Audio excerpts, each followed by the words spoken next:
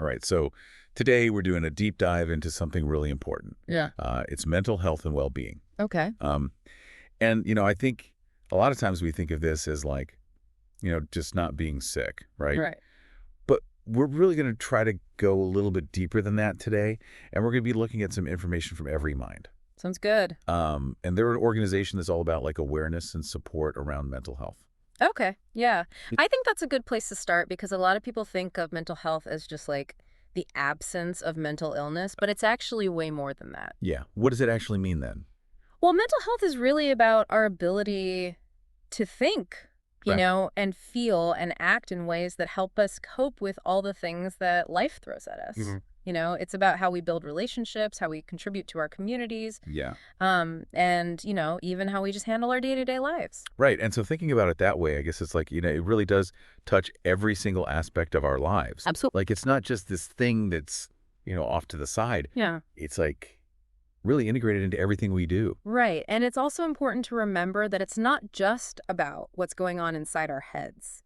Yeah. Our environment and the communities we live in play a huge role in our mental well-being. I'm really glad you brought that up because I think that's something that's easy to forget, It is. right? We tend to think of it as like, oh, it's my mental health, it's me and myself. Right. But it's like you're saying, the environment is like the context for all of that. Exactly. And, things like our social connections, do we feel like we belong? Yeah. Do we have access to resources? If we need support, can we get it? Mm-hmm. And even just the cultural attitudes around mental health, Oh, yeah, totally. all of those things matter. It makes me think about like, if you're living in a place where it's like really hard to, make ends meet Absolutely. and you're constantly stressed about money, Yeah. like that's going to have an impact on your mental health, right? Oh, absolutely. It's Mhm. like trying to grow a plant in bad soil. Right. Yeah. You can give it all the water and sunlight in the world, but if the soil isn't good, Yeah, it's not going to thrive. it's not going to thrive. And speaking of thriving, um, we were talking about how mental health is this like multifaceted thing. Right. It's not just like you're healthy or you're not. Exactly. It's like it exists on a spectrum. Yes, it does. Right. And we kind of move along that spectrum Mm-hmm. at different points in our lives. Exactly. And, we all have good days and bad days, right? Totally. And even people who, don't have a diagnosed mental health condition can still struggle sometimes. Yeah, absolutely. It's like physical health in a way. Some days we feel full of energy and we can run a marathon, Mhm. and other days we can barely get out of bed. Yeah. And I think that's a really helpful way to think about it because it kind of normalizes It does. the ups and downs. Yeah. Right. It's like, well, we all go through this.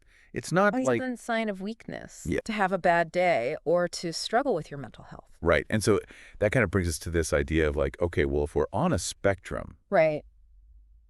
and we're kind of moving along it, what can we do to like, Manage it. yeah, manage it or like move towards Yeah, greater well-being? absolutely. And one thing I thought was really interesting in the information from Every Mind was this idea of protective factors. Protective factors, yeah, they're like the things that help us build resilience and stay mentally healthy, even when things are tough. Yeah. So what are some examples of those?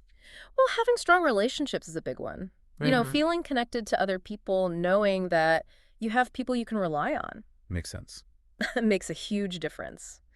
Another one is having good coping skills. Oh. So, knowing how to manage stress and deal with difficult emotions in healthy ways, Mm. and then feeling like you have some control over your life. Ooh, that's a big one. It is.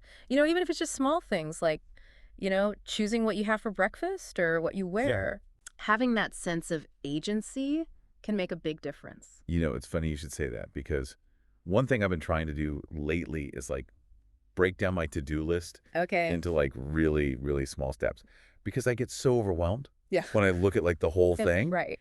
But if I could be like, okay, well, I can just do this one tiny thing, Right. it feels more manageable. It does, and it gives you that sense of accomplishment too, Totally. which can really boost your mood. Absolutely. Like those small wins add up. Yeah. And then I feel like I'm actually making progress, Exactly. which helps with that feeling of like, oh my gosh, I'm so overwhelmed. Yeah, exactly. So we've talked about all these positive things, but there's still so much stigma Right. around mental health. There is. How do we start to break that down? Well, I think one of the most important things is to talk about it more openly. Yeah. To share our own experiences when it's appropriate and to challenge misconceptions when we hear them. I know that could be really hard for people, though. It can be. Like, especially if they've been, kind of taught to keep their feelings to themselves, Right. or if they're afraid of being judged. Right. But it's like, if we can create more of a culture where it's okay to talk about this stuff, Exactly. then it becomes less scary. Yes. And, it's not just about talking, it's also about listening. Oh, yeah. When someone does open up to you being there for them without judgment. Right, like really listening to what they're saying. Absolutely. And trying to understand, Mhm. where they're coming from. Yeah. And, if we can all start doing that, even just a little bit, I think it can make a big difference. Totally. Imagine if we talked about mental health as openly as we talk about physical health. Yeah. It would be a totally different It world. would be like, if you had a cold, Yeah. you would be ashamed to tell people. Great. You'd be like, oh, yeah, I've got a cold. I need some tissues. Exactly. Can I have some soup? Yeah, and Yeah. it'd just be like normal. So, okay, this has been such a great conversation. I feel like we've covered so much. We have. Just to kind of recap a little bit. Yeah. The big takeaways here are that Mental health is more than just the absence of illness. right. It's influenced by our environment. Yes. It exists on a spectrum. Totally. And we can all do things to strengthen those protective factors and build resilience. Yeah. And that's really empowering It is. to know that okay, even if I'm having a tough time, Right. there are things I can do Absolutely. that can help. So as a final thought, I want to leave you with this. What if you were to pick just one of those protective factors to focus on this week? Yeah. Which one would it be? And what's one small thing you could do to strengthen it? Ooh, I love that. It doesn't have to be anything big. Yeah. Just something small and consistent Yeah. can make a big difference over time. I love that question. I think that's something for everyone to really think about. Yeah. And of course, for more information and resources, be sure to check out Every Mind. They have some really great stuff. They do. Well, this has been such a fascinating deep dive. Thanks for joining us, Thanks for having me. and we'll see you next time. See you later. Bye. Bye.